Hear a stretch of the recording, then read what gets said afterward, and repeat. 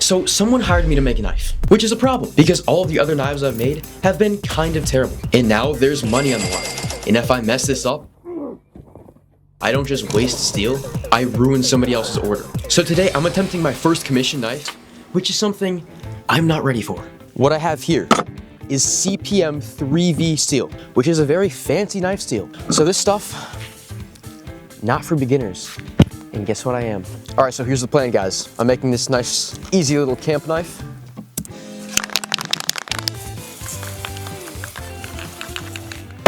I cannot see what I just did.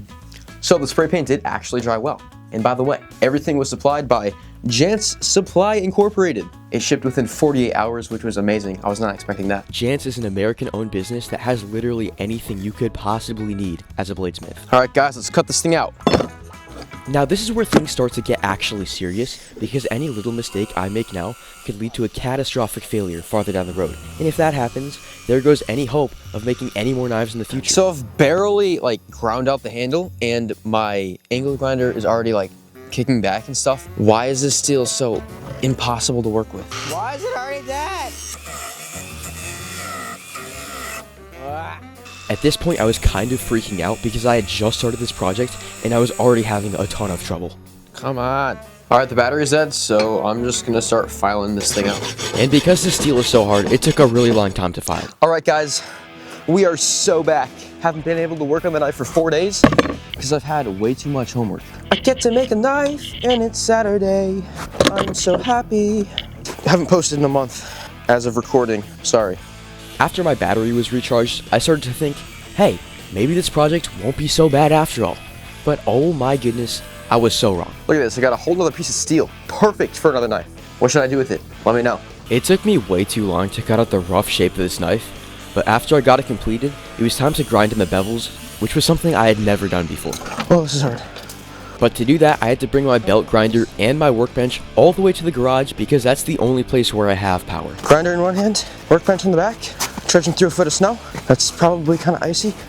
And the bevels are the things that taper down into the edge of the blade, and this is really important because if you don't get this right, it won't cut right. Oh.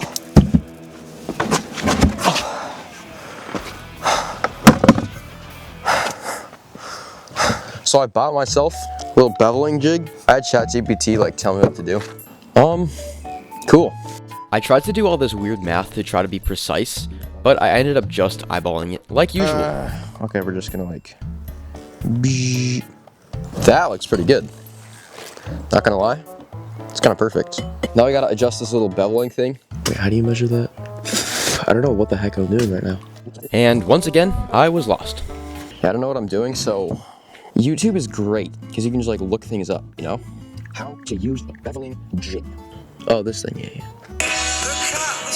What is this audio, guys? It's the worst video I've ever seen. Show me how to use it. So I think I should just figure this out myself. I don't know how this tiny little belt grinder is gonna grind in all these bevels. Got some new cheap belts off of Amazon. I genuinely thought it was gonna explode in my face. Why is it so weird? What is that? Why is it floppy? Yeah, this thing is gross. Is that mold? Oh, that does not smell good. Is that a spider leg? Heck no. That's gross. And after trying to figure things out for way too long, I actually started grinding in the bevels, which kind of worked, but it took way too long. I was also getting kind of nervous because if I took too much off, I would have to restart the entire project. And the belt grinder kept bogging down, which was really a pain. Guys, this is looking good. These bevels are ground out. It took an hour and a half. Now this is where things start to get really difficult. It is now time to heat treat. Now, this is where my beginnerliness comes in. You need to be really precise when heating this up. This is kind of just guesswork. I spent way too much money getting equipment for the heat treatment. So instead of quenching, you need to press it between 2 aluminum bars. I got this fancy steel foil. It was $60 for this thing. So, can someone please tell me why the heck this was $60? Not really sure why you need this stuff, but you need to wrap it up like a little Christmas present, seal it up nice and tight, and then stick it in the forge. Why was this stuff $60? Holy.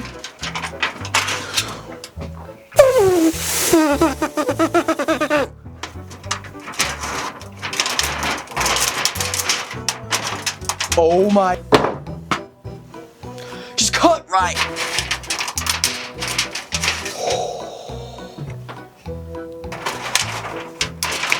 Oh, there we go. And I'm not cutting on the line. I don't even care. All right, the moment has come. It's time to heat treat. But I'm kind of exhausted. I just hit a brutal leg day. Let's do this. The next day after I had wrapped it, I needed to heat treat it, and I was really scared for this part because if I ruined this now, all the other work I had done would be for nothing. Gotta be precise as possible with this thing. I bought myself this little heat gun so I could kind of accurately measure the temperature of the forge. About 1900 degrees in there. Okay, that's the temperature I need the knife at. And this was the moment that all of my previous work had led up to. What is that foil doing? It's bubbling up in every place imaginable. So according to ChatGPT, I need to keep this in there for like 1900 degrees for about 7 minutes. How are we doing? Okay, looking good. Oh my gosh, that's hot. Oops. Don't melt your tool, please. This is so much guesswork. This is not right. Oh my gosh. Okay, I'm just gonna let that thing marinate for a little bit. What are your thoughts on evolution? The Darwin thing? How the heck am I supposed to do this? So here's the thing. Grab the knife. Okay. Plop it there. Grab. Smash. Both hands. Okay. Here goes nothing.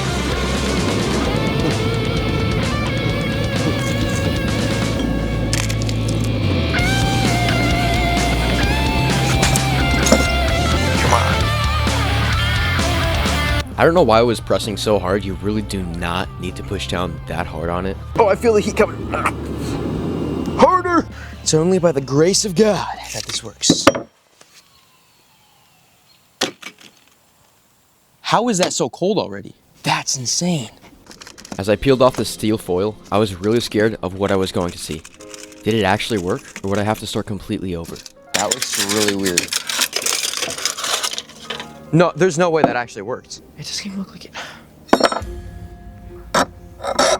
Ah, it didn't work. That part up there works. I guess it's good. Okay, it's good. I did the best that I could, and trying to reheat treat the blade would destroy it. So I moved on to the second step of heat treatment, which is tempering. This makes the blade slightly softer because after the quench, the blade is very brittle. The coloration is really weird. And with the heat treatment done, I had assumed that the worst was behind me, but I was so wrong. I'm gonna cut out the scales for the handle. At this point, I was getting kind of annoyed because this project was taking way longer than it should have, as usual. All right, this is expensive stuff, so don't want to mess this up. As I was cutting this, I was thinking to myself, hey, the worst is behind me, the heat treatment's done, all I have to do is put on the handle, right? Everything's gonna be so much easier now. I was wrong. Cool, really cool. It was a pretty terrible cutting job. That is atrocious, but I can see the vision. It's getting there, it feels good. All right, the time has come to epoxy this handle. This is probably gonna be a huge mess. Don't tell me I just stabbed it. That cuts really well. Nice. All right, let's do this. This is gonna go better than last time, I promise. Well, should be good for now. Okay, this is a 5-minute epoxy, so I have to go quick. I didn't realize this as I was doing it, but I was walking myself into a huge mistake that would cost me so much time. I cut this so bad. This is not working. It's kind of funny watching myself try so hard because I now know that it was a huge waste of time. Good. Yeah, no, it wasn't good. The next thing I had to do was drill holes through the knife handle so that I could put pins in it. Now, CPM3V is one of the toughest knife steels you can get, and even with my brand new sharp cobalt bits, there was hardly a dent in the metal. Nothing I did worked. I even put lubricant on it. It just would not go through no matter what I did. Ah! It leaked everywhere. I tried for hours, I tried drilling slowly. Nothing worked. So guys, I have some bad news. I've been trying to drill press holes through this thing for well over an hour, and I'm hardly even making a mark in it. So what I'm gonna have to do is cut this so that I can make a hidden tang knife. I don't like this idea, but it's the only thing that's gonna work. I don't wanna do this.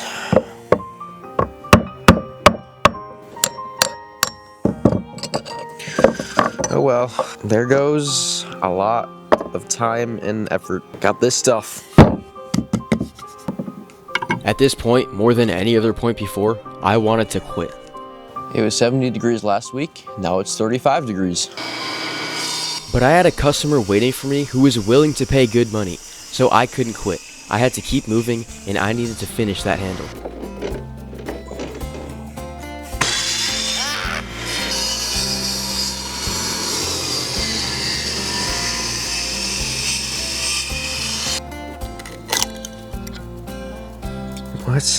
What also didn't help is the fact that I needed to cut this thing out on a jigsaw, which ended up costing me later.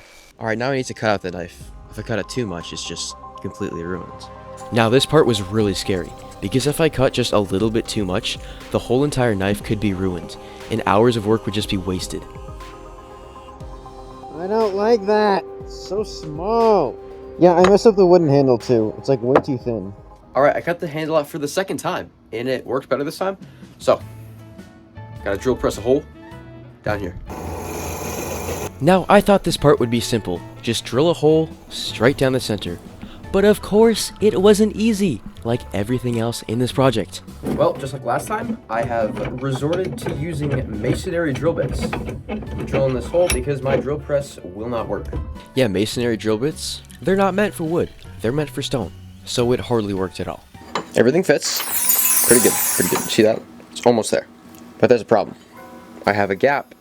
So what I'm gonna have to do, put a piece of the other wood like that. Okay. Because I was working on the hole for the tang so much, the hole got a little bit too big, which meant I needed to cover it up with a different piece of wood. Why did these things take 10 times longer than you originally planned? Just a little bit. Eventually, I did get the guard hole all cut out, and I needed to epoxy it onto the handle. And this surprisingly went according to plan with no problems. Alright guys, you seen this? The thing dried out nice. Wow. And then came the time to epoxy the handle, which I don't have a good history with. Oh my goodness gracious. Oh no, oh no, oh no. Go in the thing.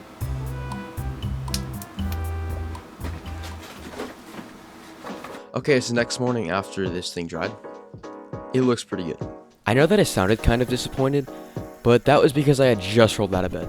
But things are actually turning out pretty good, and then I started shaping the handle on the belt grinder. And once again, after I thought everything was just going amazing, I made a massive mistake. Guess what? Guess what?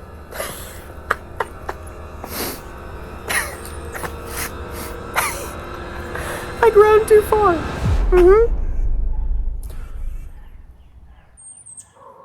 That's a big hole. No.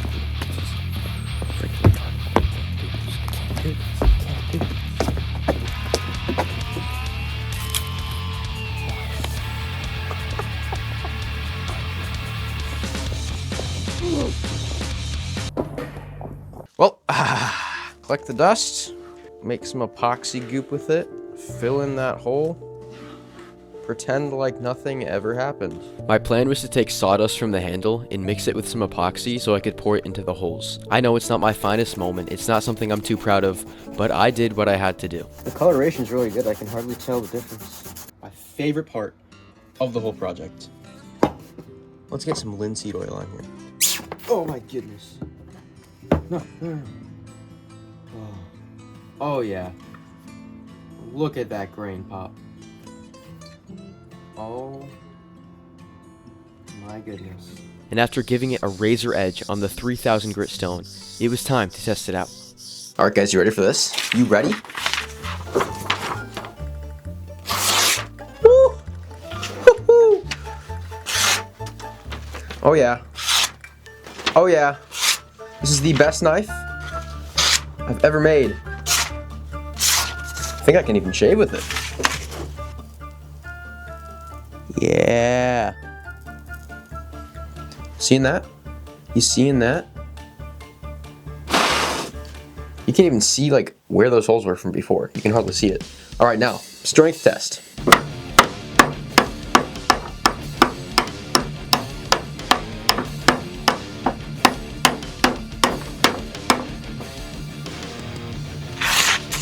No.